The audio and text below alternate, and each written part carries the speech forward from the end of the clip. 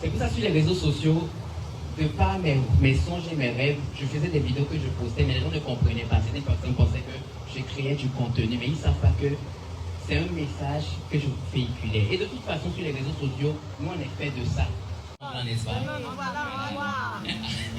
Et malheureusement, cette année, ils se sont déplacés pour présenter les condoléances pour mon papa. C'est bizarre, c'est très bizarre, mais l'homme propose, Dieu dispose. Mon père, j'ai vécu des aventures avec mon père. J'appelle ça aventure parce que on était tellement proches finalement, parce que, je veux dire la vérité, il a coupé le micro. Allô? Ok. Donc du coup, comme je le disais, on était tellement proches que il y a certaines choses qui se sont passées depuis que je suis enfant jusqu'à ce que je puisse avoir 30 ans. Alors, quand j'étais enfant, vous imaginez, tous autant que vous êtes, que j'étais un cas.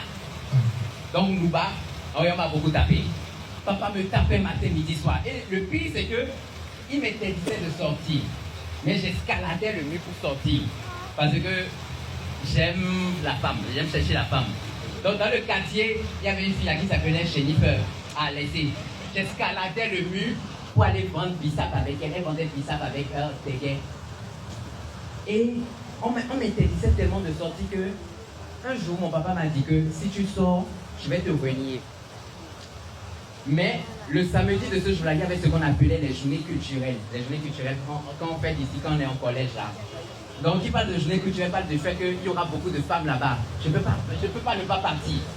Et vu qu'on était en salle des amens, mon kaki là, je suis allé, j'ai déchiré ça. Et j'ai dit à papa que je dois aller chez le couturier. Il m'a dit d'aller. Donc, quand j'ai mis les habits dans le sac, je suis allé chez le couturier. Et chez le couturier, je me suis changé pour aller rapidement aux journées culturelles et après revenir. Je me suis changé à peine. Quand je sors comme ça de la chambre, je vois mon papa qui passe comme ça. Et il me regarde comme ça. Il s'arrête. Il garde la moto. Il dit chaud, chaud. Il dit papa. Il dit chaud, chaud. Il dit papa. Avant que je ne revienne, je vais aller te voir directement à la maison, à genoux, bras en croix. J'ai dit ça une fois dans une vidéo avec Pichonel. J'ai dit, je vais te voir à genoux, bras en croix, attends-moi à la maison. J'ai dit, ok papa, il n'y a pas de problème. Il est parti. Quand il est parti, je me suis dit, il y a deux cas. Il y a le cas où je vais vraiment à la maison et je m'agenouille, bras en croix pour l'attendre. Ou il y a le cas où le mal est déjà fait. Mieux, je vais aux journées culturelles là-bas, je drague et je viens à la maison, on me tape. Les deux cas, c'est que ça passe. Quand je suis allé aux journées culturelles, mon papa est rentré à la maison, moi je me suis oublié. Il y a les femmes, il y a la musique, tu t'amuses, il y a les amis. Je me suis oublié, il sonnait 1h30. Ah Seigneur, je rentre. Quand j'arrive à la maison, le portail est fermé. Toutes les lumières sont éteintes. Donc, j'escalade un peu, je vois que la moto de mon papa est en plein milieu de la cour. Donc ça veut dire qu'il est là. J'escalade quand même, je rentre à la maison.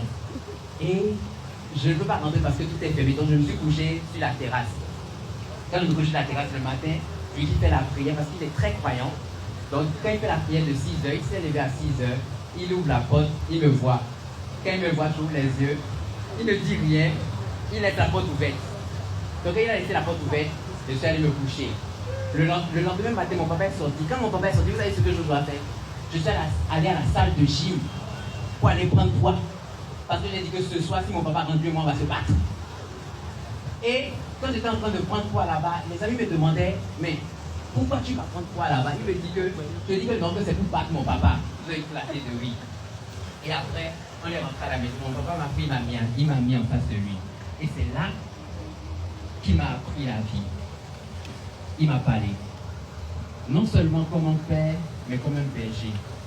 Parce que c'est un chargé paroissial, il est très spirituel, c'est mon guide. Mon papa, je peux rester en France, il va prendre le téléphone à 3h du matin, m'appeler pour me dire que demain, il y a une personne qui va t'appeler pour te dire que tu as un contrat au Gabon de papa. C'est incroyable. Et le lendemain, peut-être, tu n'as pas la personne qui t'appelle, mais 3 jours plus tard, tu as une personne qui passe par une personne pour dire je veux le numéro de Jojo parce qu'on a un contrat pour lui au Gabon. Il voit. De base, l'église du christianisme céleste, tu ne peux pas être impur et y aller. Quand je dis impur, c'est que si jamais tu as une copine et que tu as des rapports sexuels avec elle, c'est-à-dire que tu ne peux pas mettre la soutane et t'y rendre. Mais un jour, je devais y aller parce que papa me demandait de venir parce qu'il y a quelque chose de très important. Mais la veille, moi j'avais déjà eu des bails. J'arrive là-bas, je pose. Bon, souvent en fait chez nous, en fait, on peut se sanctifier. Quand on se dit sanctifier, tu te laves avec, tu scelles et tu dis Seigneur, essaie de sanctifie-moi. J'arrive là-bas, je suis assis tranquillement. Mon papa prend le micro pour faire la prédication. La première phrase qu'il dit, il dit que ceux qui font des bails bizarres pour venir s'asseoir en face de l'Éternel auront des comptes à rendre à Dieu. J'ai dit ouais, toi tu es fort. Non, toi tu es fort. Si c'est toi seulement, tu es fort. Donc, c'est dommage. C'est triste. Parce que j'ai perdu quelqu'un qui m'est très cher. Pas seulement parce qu'il est mon papa, mais parce que j'ai vécu des choses assez formidables auprès de lui. J'aurais préféré qu'il vive encore plus longtemps pour profiter de moi. On a à peine commencé, mais malheureusement, il est parti tôt. Il a souffert. Ça, je peux vous le dire clairement. Il était malade et je faisais des va-et-vient parce que malheureusement pour nous qui sommes sur les réseaux sociaux, on ne peut pas rester sur place et attendre l'argent rentrer, c'est pas possible. Il faut qu'on soit en mouvement.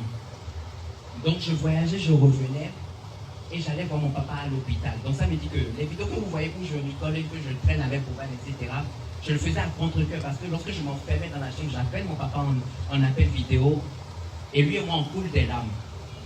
Parce que lorsque mon père se retrouve dans des situations où quand tu le regardes, tu doutes. Tu dis que, est-ce que ça ira? Parce que oui, il était dans un état très critique. Je vais éviter de rentrer plus dans les détails. Et ça me fait encore palpiter parce qu'un soir, je revenais de la Côte d'Ivoire après le conseil de la Seine. Je suis allé à l'hôpital. Et il a dit, mon fils, viens. Je suis arrivé, il a dit, viens un peu plus près. J'ai tendu mes oreilles et il dit, je souffre. Je souffre trop. J'ai entendu mon papa me dire ça, j'ai dit, ah.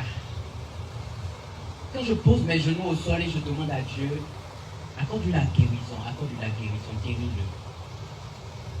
Mais la nuit, quand il m'a dit je souffre, j'ai posé mes genoux et j'ai dit, ma prière était divisée en deux parties. La première partie, je lui ai dit, si tu veux guérir papa, je t'en supplie, guéris-le. Mais ce que je vois là, où il se tord de douleur, si tu penses que ce n'est pas possible, je t'en supplie, soulage-le. J'ai fait la prière la veille, le lendemain soir, papa est parti. Donc, ça m'a fait un pic. Est-ce que c'est moi qui ai demandé à ce que vraiment qu'il parte? Mais non, ce n'est pas le cas. Je crois que là où il est actuellement, je l'ai vu plusieurs fois en rêve, il est assez heureux. Il est content enfin de retrouver le Dieu pour qui il s'est battu toute sa vie. Et il danse avec les anges. C'est pour ça sur les réseaux sociaux, de par mes songes et mes rêves, je faisais des vidéos que je postais, mais les gens ne comprenaient pas. Certaines personnes pensaient que je créais du contenu, mais ils ne savent pas que c'est un message que je véhiculais. Et de toute façon, sur les réseaux sociaux, nous, on est fait de ça. C'est-à-dire que ce qu'on vit, on le transmet à notre communauté, parce que nous sommes des personnages publics, on peut le dire comme ça. Donc il y a certaines personnes qui l'ont peut-être pris mal, et je peux le dire ouvertement que je m'en fous, parce qu'il fallait que je puisse dégager ce que je ressentais. C'est difficile de dire à une personne qui souffre, garde ça pour toi. Parce que vous ne pouvez pas savoir ce que ça peut créer. Vous ne savez pas ce que cette personne subit. Ayant perdu quelqu'un de proche, quelqu'un qui l'appelle matin, midi et soir. Quand je prends mon portable actuellement, que je rentre dans la conversation de mon père et que je lance une autre vocale, je m'écoule en larmes. Je ne peux pas vous dire ce qui traverse mon corps, c'est pas possible. Mais, par la grâce de Dieu, encore une fois, j'ai dans ma vie des personnes formidables, tous autant que vous êtes. Des personnes qui se sont déplacées de l'autre côté du continent. Et mais par contre, il y a beaucoup de femmes. C'est pour ça, oui, ça, il n'y a pas. Il y a beaucoup de femmes ici, hein. Ouais, ça, c'est moi, ça, définition. Bref, donc, des personnes formidables, des personnes qui m'ont accompagné depuis que j'ai commencé jusqu'à aujourd'hui, mais il y a des personnes que j'ai découvertes sur le chemin, mais qui aujourd'hui demeurent des personnes formidables de ma vie. Et pour vous tous qui êtes là, et vous tous qui êtes là, je vous dis merci du fond du cœur. Merci pour le déplacement. Merci de partager ma paix. Merci de venir me soulager de par votre présence, de par vos mots. C'est super gentil. Et que Dieu vous le rende au centuple. Que Dieu continue de vous bénir. Et j'ai compris aussi quelque chose. Il est bon d'avoir tout l'or du monde, mais si tu n'as pas la santé, tu n'as rien. Donc je demande à Dieu de vous couvrir de santé. C'est très important la santé. Battez-vous pour la santé que pour l'argent. Parce que j'ai l'impression, j'aime pas l'impression, il est vrai. Vieillir, c'est un luxe aujourd'hui. Quand vous voyez une personne, elle est vieille et elle est encore debout, félicitez la personne. Vieillir, c'est devenu un luxe.